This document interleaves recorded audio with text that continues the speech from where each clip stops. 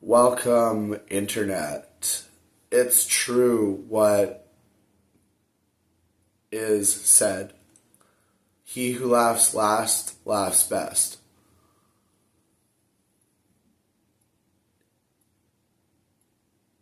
At the end of the day, this is a true statement. There is, so to speak, according to the philosophy of even a fictional representation such as Highlander, there can only be one. There can be only one. This is the truth. There is the philosophy of that is the truth. There can be only one, right? And in terms of, who's truly right, like who lives according to the truth, who, in that sense is immortal, right? The true immortal.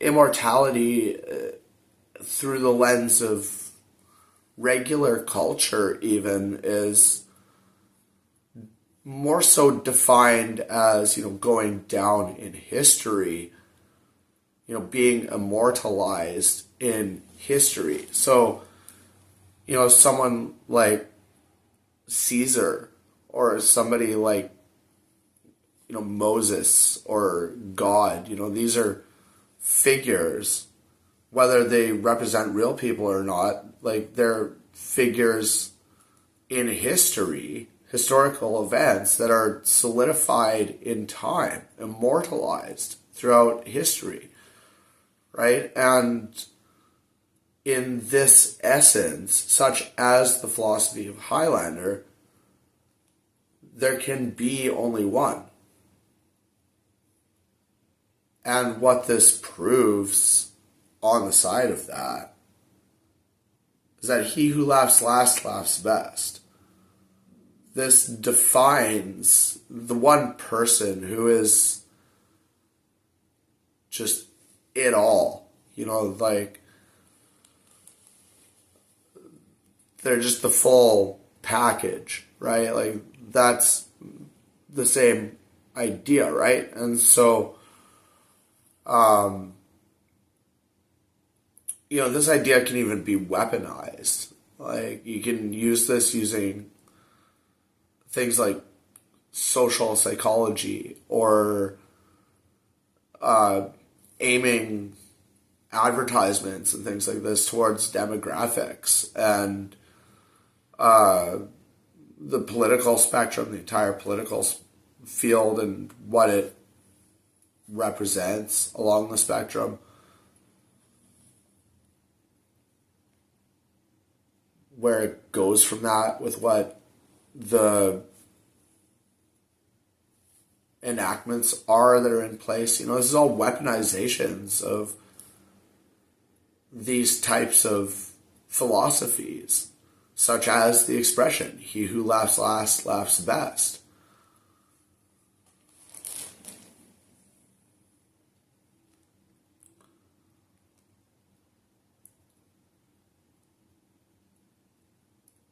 And now, this is getting into some interesting philosophy, because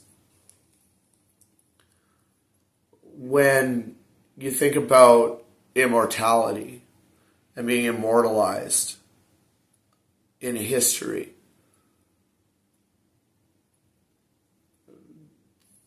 there is a timeline that's associated with that. That immortal timeline, where it's just, we leave enough information about those figures, these historical figures. There's enough information about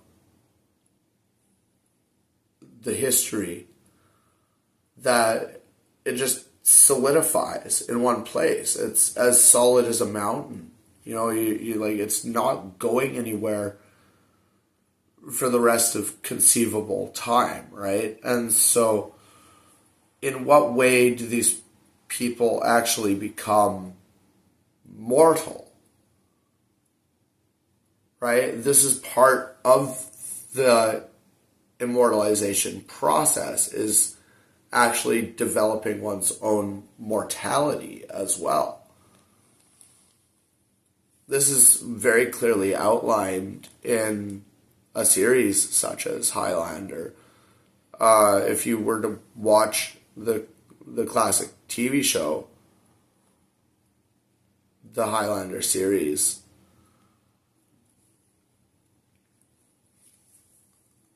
the theme of it, despite that MacLeod is immortal, he is consistently battling with his mortal elements of himself. He's on a constant battle with his own mortality. And, it's, you don't even go very many episodes of Highlander without seeing even him himself die quite often. It's not like a person with immortality would necessarily not fear those moments of death, despite that they would come back to life. They would still be avoiding those moments. In this case, to become immortal would be along the lines of developing pacifism along the way. And then the idea that there can only be one, or there can be only one, is the thought process that, whoever is with the high ground, right? But the reason that Duncan MacLeod is the protagonist of the story, and as cinematic features tend to go, the protagonist is generally the overall victor, and why Duncan ends up being the victor as an immortal, and is destined to be the one, more than likely, is because he follows a pacifistic model. He doesn't fight unless absolutely pushed to that level, right? And even with the way the storyline goes, according to most of the Highlander series, not as many people as he does respects holy ground. There's all these encounters that take place that are really dirty and underhanded when it comes to his nemesis interactions with him, right? He doesn't have simply rivals. He has arch nemesis in his life, right? And so when you take this philosophy, there can be only one, right? And overlay it with this whole concept, then you realize that this is really a metaphor for what it is to truly be immortalized throughout history. And then you break that down even further, push it away ever so slightly and take a step back, and you realize, wow, when it's spread out like this is everybody's lives involved. Everybody has an effect on somebody has an effect on somebody else, and down the line, it affects everybody. Right? So even the most successful person is at least minutely detailed out by an influence according to even the smallest, most insignificant person on that spectrum. Right? And so, somebody like a political figure, could be just as easily influenced by, a mom and pop shop owner, like somebody that owns like just a little corner store could just as easily take down a politician, right? Like, or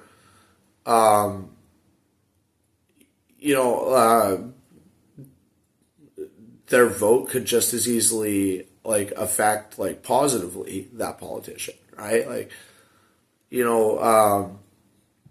there's these little things like that, right? It all goes down the line, right? And so like someone like Caesar, like he's sort of immortalized in history as a Roman figure, right? And he got betrayed by his peers, and like there's this whole story surrounding him.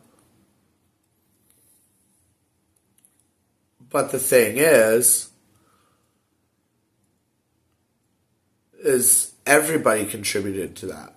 Like everyone in Rome committed to the story of Caesar happening, right? And then everyone outside of Rome, like kept that landscape suspended, and then everybody outside of that was doing their own thing, fueling the activity that was keeping that suspended, right? And so, the entire world, despite their efforts, had something to contribute towards Caesar's death, right? And you can look at it the other way around too and say everybody in the world, despite their efforts, had something to do with Hitler's rise to power or Donald Trump's rise to power or, Joe Biden's presidency, like taking over when Trump was around last time, like not to get like just, I'm not being opinionated about these topics. I'm just saying, like, you can say like everybody collectively in the world, despite their efforts, contributed towards these things. And, there's very small amounts of these things that aren't fueled, at the very least, by the contributions of others. Anything that's happening outside of that doesn't really have any relevancy, according to the rest of it, unless it has some sort of invitation into the process itself. And so, like even somebody like myself, like I'm just on basic income. I don't have a miraculously extravagant lifestyle for the most part. It's just like, or like my life isn't that exciting. But I'm not the only one who's contributed to that. Everybody collectively in the world, despite their efforts, has contributed to me living a generally dull and unexciting life. And I mean, anybody else that's had like a way to go, my life is awesome. Every day of my life is blitz madness. I don't care about any of my problems because there aren't any. Like everybody in the world collectively, despite their efforts, has contributed to that.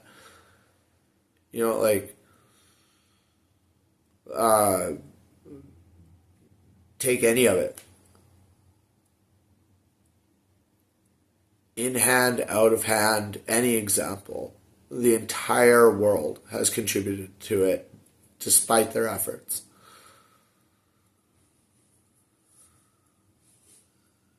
And so this is what leads to this expression, he who laughs last laughs best. It's truly phenomenally the case. Like, just the one who is at the end of the day just laughing over it all, like, really got it. Like, the person who, like, that people look at that person, like, you're telling these jokes and stuff, and then this person's like, what do you mean? And then you have to like let them like figure it out, and then they're like, they laugh the best because they not only get the joke, but they see everything that happened while they were like not getting the joke, and then it like all comes together. It's like really immaculate and special way for that person, right? Like, and like, if they're able to share what they mean by how they're laughing, they laugh best. It's not just a joke or a irony that somebody like tries to talk about in an expression. It's the truth. He who laughs last laughs best. And this is immortalized throughout history in figures such as Duncan MacLeod or, Caesar. These worldwide historical figures that are immortalized through time or like in their fiction. Like these are the characters who laugh last, therefore laugh best, like in their own way, right? The story is that, right? And so it's all how you wear that story, right? Like, I'm not saying Caesar necessarily had the last laugh, but the story of Caesar was the last laugh in and of itself, right? And so the story of Caesar is immortalized throughout history. You talk about Caesar to anybody, they're going to know who Caesar is, right? Like, and in terms of the fiction world, at least, like just about anybody who mentions Highlander, like to anybody who's anybody, is going to know who Duncan MacLeod is. Right? And so, just, it's all how you wear your wardrobe, right? Like, this can even bleed into territory like the emperor's new clothes. Like, if you know sort of, I've got the last laugh, and then you're like, oh, how can I like dress this up, and how can I like make this like all like, and then it's over encumbersome. And then, you diffuse any of the effectiveness of what the joke of the reality was, right? And so,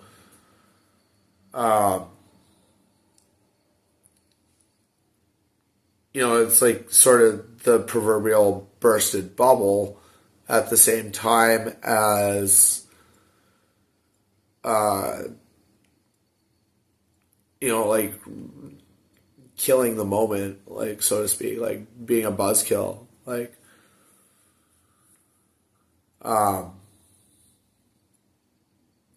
but yeah, as to the last laugh, it's just an immortalizing figure of time.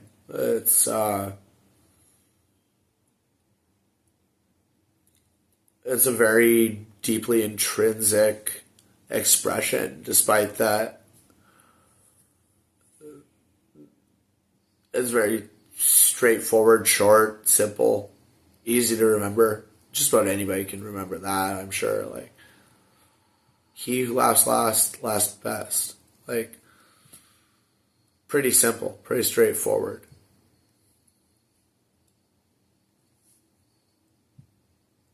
but a lot of meaning to that.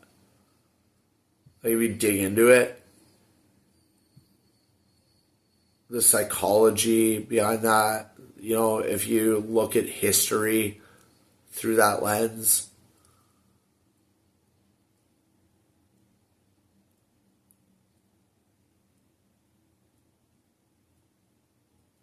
it's everything in there that way. It makes so much sense and it's true.